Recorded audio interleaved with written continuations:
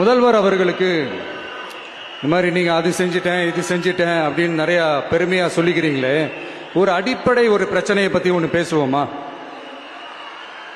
கொஞ்ச நாளைக்கு முன்னாடி ஐநா சபை ஒரு ரிப்போர்ட் ஒன்று வெளியிட்டிருந்தாங்க. அது கூட தினத்தந்தி நியூஸில் கூட வந்துச்சு. உடனே கூகுள் பண்ணி எதுவும் தேடாதீங்க, உங்க ஏஜென்சி வச்சு எதுவும் சர்வே கிருவே எடுக்காதீங்க. எதுக்கு உங்களுக்கு சிரமம்? நானே என்னன்னு சொல்றேன்.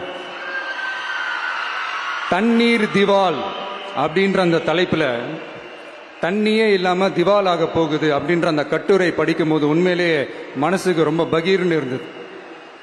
இந்தியாவிலேயே அது முக்கியமா நம்ம தமிழ்நாட்டில் இன்னும் கொஞ்ச காலத்திலேயே தண்ணியே இல்லாம திவாலாக போகுதாம்.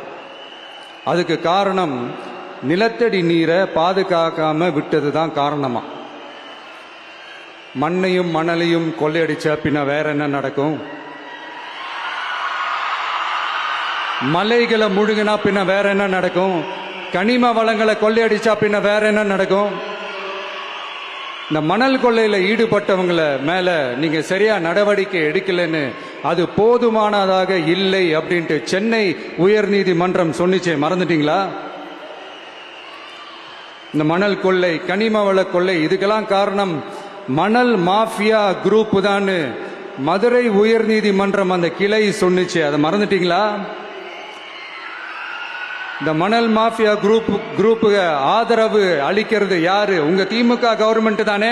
அது இல்லைன்னு சொல்ல முடியுமா? அவங்களோட டீலிங்ல இருக்கிறது யாரு? நீங்க தானே. அது இல்லைன்னு சொல்ல முடியுமா? தண்ணி திவாலாக போகுது, மணல் திவாலாக போகுது, கனிம வளம் திவாலாக போகுது. மொத்தத்தில் உங்க ஆட்சியில தமிழ்நாடு திவாலாக போகுது.